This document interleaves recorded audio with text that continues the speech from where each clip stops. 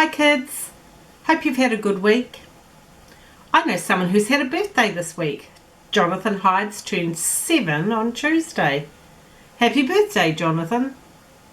I understand this was your second birthday that you've had in a lockdown. Wow. But by the photos I saw on Facebook and by what you've told me yourself, it appears that you had a really good day with your scavenger hunt and yummy food, so that's great. I just want to say thanks to those families who remember to share the things that you've done with me. I love to see them. I hope you continue to think about the good things that God promises for us. They are good reminders when things aren't going so well for us that God is faithful. I'm going to post some things every couple of days on our Bay Baptist Children's Ministry Facebook page, so keep those things coming in to me. Last week we looked at how David and Jonathan were good friends. We asked the question, what is a good friend? How can we be good friends? We saw how David and Jonathan showed love for each other and not jealousy. Today we will continue with our story on David and see what we can learn from him that helps us to live God's way. We will see that David is faced with a decision. Will he do the right thing and trust God? Or will he take matters into his own hands?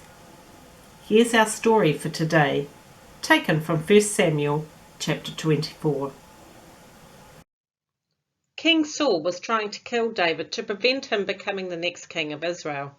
David fled and hid in a large cave where his family and 400 men came to join him.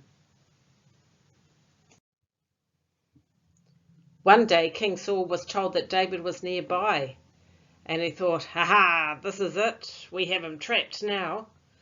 But David learned that Saul was plotting against him, and he moved to the wilderness. Saul searched for David, but did not find him. Jonathan, Saul's son, paid a secret visit to David without letting his father know. "Don't be afraid," Jonathan told David. "My father Saul will not lay a hand on you. You shall be king over Israel, and I will be second to you." The two made a promise before God and went their separate ways. Saul and his army went down to the desert of Maon, where David was last seen. As Saul approached one side of the mountain, David and his men were on the other side, hurrying to get away. At the moment Saul was closing in on David, a messenger appeared to Saul. "Come quickly, the Philistines are attacking our land." Saul had to break off his pursuit of David and go and fight the Philistines. David and his men escaped to live in the wilderness hills and caves around En-Gedi, near the Dead Sea. King Saul fought against the Philistines. Then, when told that David was near En-Gedi, he returned with 3,000 men to search for David. The places on this map are the places that David hid, and Saul chased after him. David and his men were hiding in a big cave. King Saul needed to go to the toilet, so went into a cave alone while his men kept guard outside.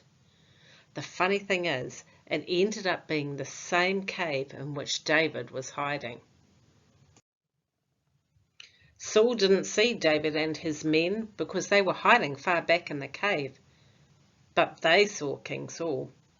David's men whispered to David, "This is the day the Lord spoke of when he said, 'I will put your enemy into your hands for you to deal with as you wish.'" David crept up on King Saul, completely unnoticed.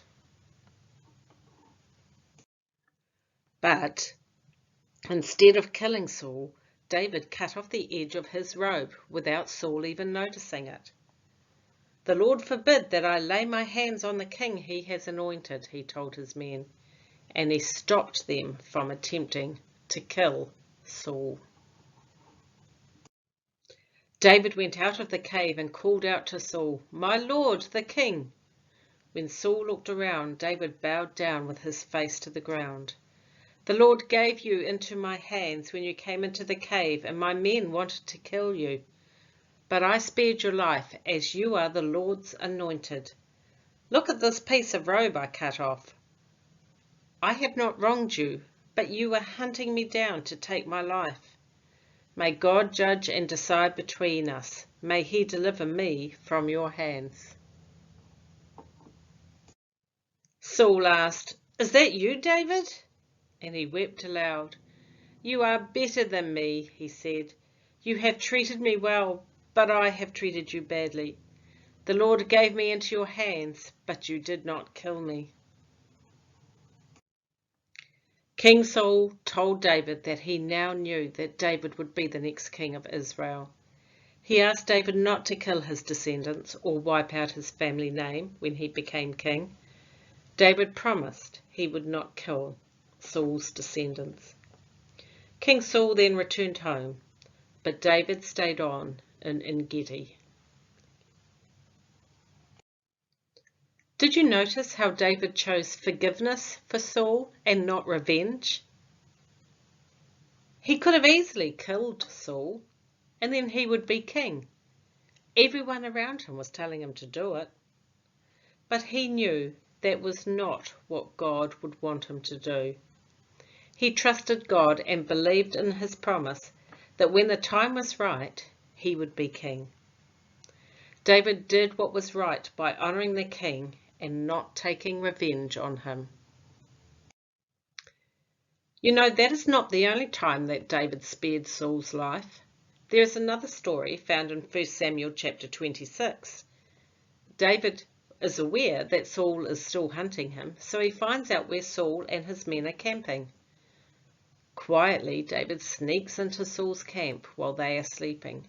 He has to step over all the sleeping guards to get right into the middle where King Saul and his army commander are sleeping. But again, David doesn't kill Saul. Instead, he steals his spear and water jar so that Saul will know just how close David got to him. Now, if we were in KE for this story, we were going to actually act it out together. So maybe you can do that in your bubbles. There are details how you can do this in the email that I sent to you.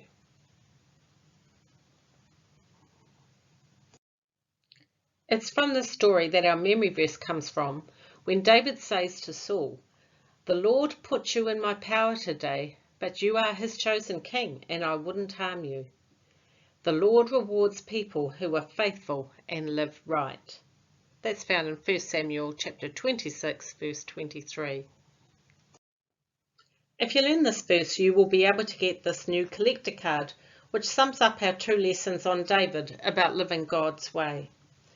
Be a loyal friend, show love for others, not jealousy, and choose forgiveness, not revenge.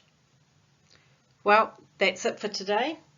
There are some things for you to do now that I have emailed out, including a link to a video where you can see both of these stories put together. Have fun everyone, stay safe, and I look forward to hearing from you soon. Bye for now.